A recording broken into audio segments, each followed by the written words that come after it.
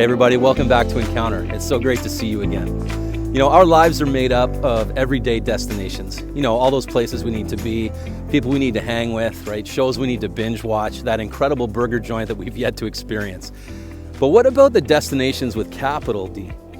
All those big questions like this. Who am I going to marry? Am I going to get married?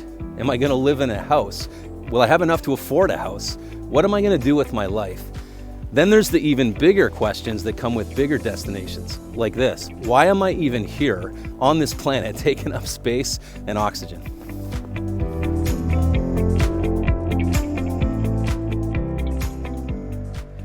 All right, here's the thing. Those destinations that we're heading for have a series of steps and decisions that are getting us there.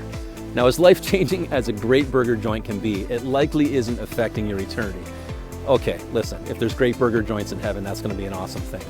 But we're talking about our friend choices, what we do in our downtime, how we invest in our faith. Those are things that are going to affect and influence our destinations. Now, here's something that every single one of us has to deal with. It's this: you can't get there unless you go there. Now, what do we mean by that? Well, it means that we can't arrive at a destination without going there. If we wind up in rough places, a lot of the time we can look back at the choices we've made and the decisions and everything that got us there. And it's the same for good places. We can also go back and look at the investments we made. And here's the thing, we invest in both cases. So how do we choose good paths? How do we make great decisions? So a couple of years ago, I was hiking in the Mourne Mountains in Northern Ireland with our Take Flight missions team.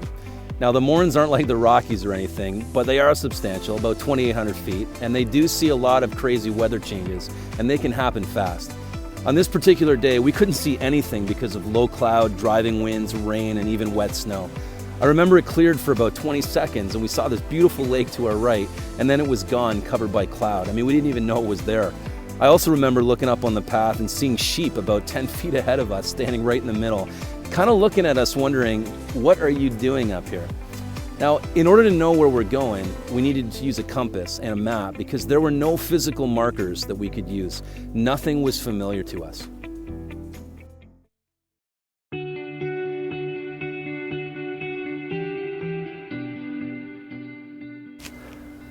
So life can be like that, right? Periods of the unknown. I mean, none of us can perfectly predict what's around the next bend. And sometimes we face things that are way outside of our comfort zone.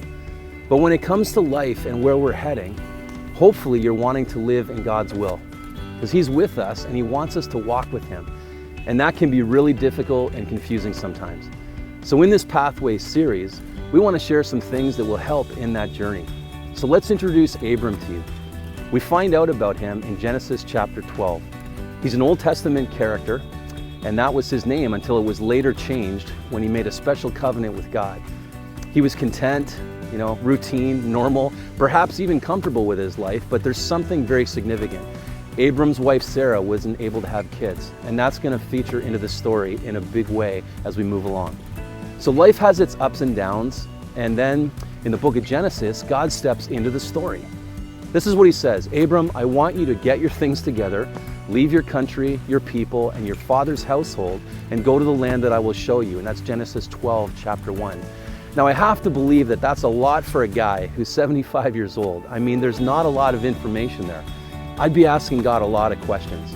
Now, we're able to look at Abram's story after the fact, and we're able to see the end, right? We're able to have opportunity to look into his life. Now, if you're going to get somewhere, you have to know where you're going. That's something we all face, right? You need that starting point. And looking at Abraham's story, there's something really important, and it's this: that God created us to have a relationship with Him, and He calls us into relationship. Now, throughout the Old and New Testament, we see God say, "They shall be my people, and I shall be their God." Well, God called Abram. We often talk about God calling us to something, and He does, but He first calls us to Himself. And that has to be our starting point when seeking and following God's will. So what does that look like today? Well, there's two big pieces that we have to build from. First, we get to know God through Jesus. If we're not building a relationship with Him, it's going to be really tough to understand what God is calling us to and where He's leading. He said, in fact, that if we see Him, we see the Father, and that's in the Gospels. And ultimately, He's seeking to shape your life so it looks more like Jesus's. That's what God's up to. Now, secondly, God's Word, the Bible, is key in understanding the heart of God. It also guides us in our decision making and gives us a lot of practical wisdom on how to live well. When we're facing decisions, we need to start there, because here's a safe bet in understanding God's will. If the path that you're about to take goes directly against God's Word, then that's not the path you want to be on.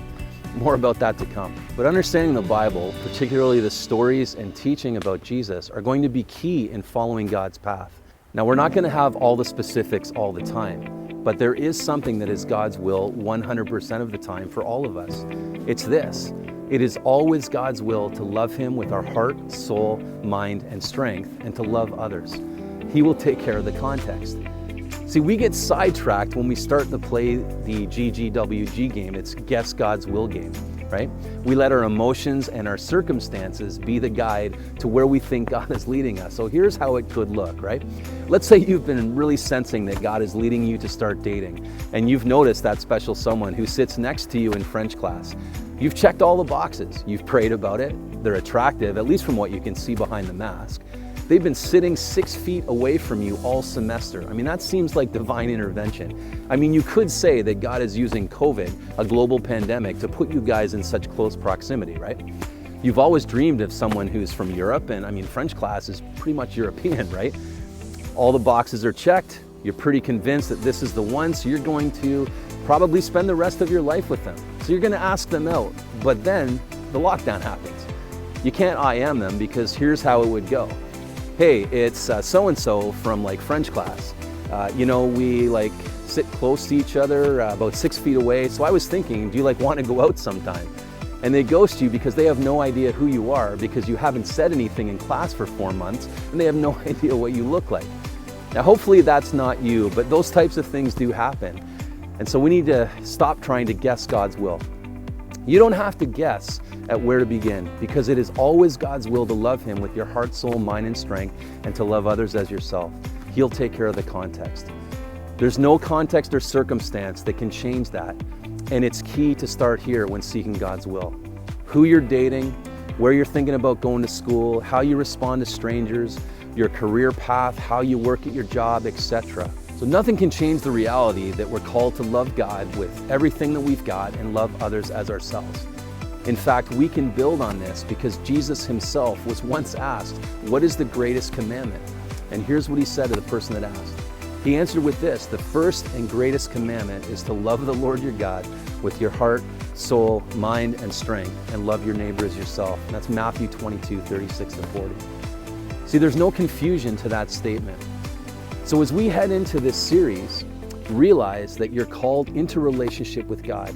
He has a plan for you that I guarantee won't always be easy, but it will be the best plan for bringing you closer to Him. Now, in your breakout rooms, I hope that you'll commit to building a relationship with God by learning from Jesus, loving Him with everything you've got, and loving the people around you. Things are going to come into focus a lot clearer if we're willing to submit ourselves to that.